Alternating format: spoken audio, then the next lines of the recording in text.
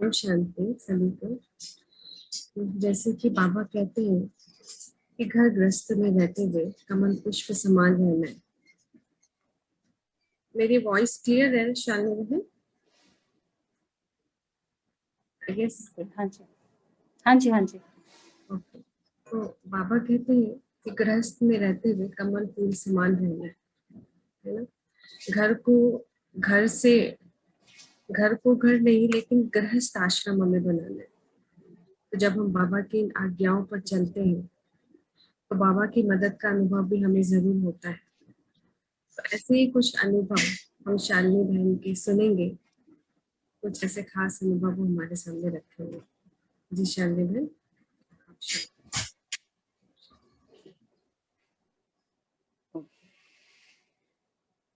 ओम शांति। तो मोना बहन, आपने जो सेवा मुझे दी है, मैं कोशिश करूंगी कि वो सेवा मैं कर सकूं अपने लेवल पे। आपने बहुत अच्छी बात कही कि बाबा की जो मत पर, बाबा के फरमान पर जो चलते हैं, बाबा उन फरमान बदार बच्चों का साथ कभी नहीं छोड़ते। ये 100% सत्य बात है। ये हम सब अपने जीवन में अनुभव कर चुके हैं। ज्ञान में आना और ज्ञान को धारण करना दो विभिन्न पहलू हैं, क्योंकि ज्ञान को सुनने के बाद ज्ञान को किसी ने कभी नकारा नहीं है, लेकिन हम कमजोर तब पड़ जाते हैं जब हमें उस ज्ञान पर अपने पग आगे बढ़ाने होते हैं। तो शुरुआत तो मुश्किल होती है, क्योंकि प्रश्न बहुत होते हैं। सबने जैसा आपको देखा, वो ये सोचते हैं कि ये क्यों बदलना चाह रहे हैं, ये अपनी दिनचर्या को क्यों बदलना चाह रहे हैं। अब तक आप पूजा पाठ ध्यान ध्यान करते रहे, उन्हें कोई तकलीफ नहीं थी, क्योंकि उन्हें कोई समस्या इससे नहीं थी। उन्होंने इसे स्वीकार किया क्योंकि उन्होंने पीढ़ियों को करते हुए देखा है। लेकिन आप पूजा घर से सारे सामान को हटा रहे हैं, मूर्तियों को हटा रहे हैं, तो पहला प्रश्न यहाँ होता है कि अचानक ऐसा क्या हो गया, तो आप यहाँ पे सजा करते थे, आप सब हटा। एक बहुत प्रश्न है, यह भूत बना होता है और हम समझाना होता है कि वो अभी भी मेरे साथ हैं, सिर्फ उन प्रतीकों को मैंने उनके वास्तविक स्वरूप से रिप्लेस किया है। अब तक मैंने उन्हें अलग अलग चेहरे मोहरे वाली, ऊंचाई वाली, कोई छोटी कोई बड़ी, कोई किसी रूप में उन मूर्तियों में देखा, लेकिन अब तो मुझे वो वास्तविक रूप में दिख रहा है ना। वो तो बिंदु निराकार है ना, वो तो ज्योति स्वरूप है। दूसरा समस्या तब आता है जब आप अपने भोजन को, अपनी दिनचर्या को बदलते हैं। तो प्रश्न उठता है, ये परिवर्तन क्यों? अभी तक तो आपको कुछ नहीं हुआ था, अब क्यों? तो वहां भी आपको मजबूत बनना होता है। आप क्या भोजन कर रहे हैं, इससे किसी को समस्या नहीं। समस्या तब है कि आप घर में किस भोजन को पका रहे हैं। तो वहां पे वास्तव में हमें बहुत ज्यादा मजबूती की आवश्यकता होती है। यहाँ भी ज्ञान हमें संभालता है। ज्ञान हमें कैसे संभालता है कि यदि हम अब तक भोजन लहसुन प्याज वाला खाते थे, और अब कोई हमसे ये कहे कि अगर आप लहसुन प्याज छोड़ देंगे तो आप बीमार पड़ सकते हैं, तो जरा सोचिए कि डॉक्टर के डिस्पेंसरी में सबसे ज्यादा भीड़ किन लोगों की होती है?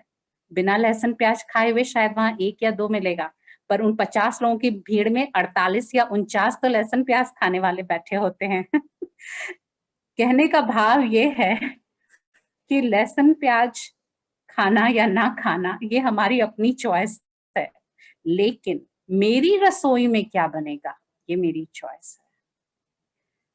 अगर रसोई का भार मेरे ऊपर है, रसोई बनाने की जिम्मेवारी मेरे ऊपर है, तो पकेगा वही जो मैं पकाऊंगी, खाना वही पड़ेगा जो मैं खिलाऊंगी। तो प्रेम पूर्वक समझानी देकर हम यहाँ भी जीत सकते हैं। याद रखें कि कोई भी मुश्किल आए, बाबा का ज्ञान उत्तर जरूर देता है। सबसे पहली और जरूरी आवश्यकता होती है अपने आप को कनेक्ट रखना उस सुप्रीम सोल के साथ। जब हम उस सुप्रीम सोल से जुड़े हुए होते हैं तो वो आपको कमजोर नहीं पड़ने देता, क्योंकि वो तो ऊर्जा का अथाह सोर्स है ना। तो वो आपकी ऊर्जा कभी कम नहीं होने देता। आप हताश हो सकते हैं, निराश हो जाते हैं, लेकिन जैसे ही आप मुरली सुनते हैं ना, आप दोबारा रिवाइव हो जाते हैं।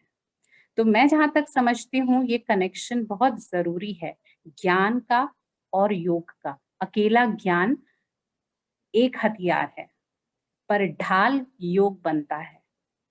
तो आप ज्ञान की तलवार चलाते हैं, लेकिन अगर आपके पास ढाल नहीं है तो आपके पास सामने से वार आता है।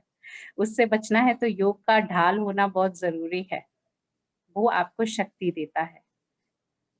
जब तक योग मजबूत नहीं होगा,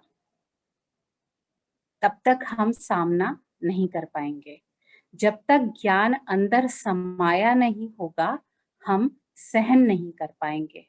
तो ये जो अष्ट शक्तियां हैं, ये अष्ट शक्तियां परिपूर्ण ही होती हैं ज्ञान और योग के कॉम्बिनेशन से। ये कॉम्बो पैक है, इसे लेना बहुत जरूरी है। ये कॉम्बो पैक हम बाबा से, शिव बाबा से खरीदते हैं, लेते हैं, और बदले में हम अपना संपूर्ण समर्पित करते हैं बाबा के सामने। कोई मुश्किल नहीं है, क्योंकि धीरे धीरे लोग समझने लगते हैं, वो वाइब्रेशंस उन तक पहुंचने लगती हैं, वो मिठास का अनुभव होने लगता है। भाई जो अब तक नमक की ढेरी पे बैठा था, जिसने कभी शक्कर का स्वाद चखा ही नहीं था, वो क्या जाने कि शक्कर की ढेरी का आनंद क्या होता है। तो समय लगता है टेस्ट बदलने में। उस बीच में हमें चाहिए पेशेंस, धैर्यता का गुण। उस समय हमें चाहिए अपनी अष्ट शक्तियों को समय पे इस्तेमाल करने की ताकत। लेकिन ये कहना जितना सहज है, उतना एप्लीकेबल होने में टाइम लेता है, समय लेता है, पर होता जरूर है। निश्चय है तो विजय है। इसलिए निश्चिंत होना है तो निश्चय का दामन थामे रहिए। मैंने जो देखा वो यही है। बट हाँ, एक बात मैं जरूर कहूंगी कि स्वयं के संस्कारों को परिवर्तित करना सबसे मुश्किल कार्य है। जब तक मैं स्वयं को परिवर्तन नहीं करती हूँ, मैं किसी को परिवर्तन नहीं कर सकती हूँ।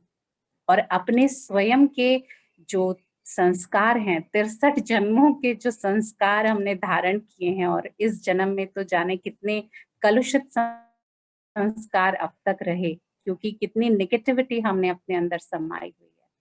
उन चीजों का सामना करना, अपने संस्कारों को बदलना वास्तव में बहुत मुश्किल कार्य है।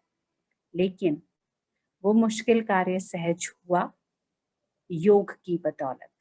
अगर योग ना होता, शिव बाबा से डायरेक्ट कनेक्शन ना होता, उसकी एनर्जी अंदर समा नहीं रही होती, तो ये सब कुछ बहुत मुश्किल होता। लेकिन जब गृहस्थी आश्रम में बदलती है ना, तो जो आनंद मिलता है, उस आनंद को फिर शब्दों में समाना बहुत मुश्किल है। गृहस्थी का, गृहस्थ आश्रम में बदलना ईश्वर की हम आत्माओं पर कितनी बड़ी ब्लेसिंग है। वो भी इस कलयुगी संसार में इस सुख का अनुभव करना। कठिनाई सिर्फ तब तक है जब तक मेरे अंदर कमी है। जिस दिन मैंने ईश्वर से अपना सच्चा कनेक्शन जोड़ लिया, जिस दिन निश्चय पक्का हो गया, विजय निश्चित हो जाती है। ओम शांति।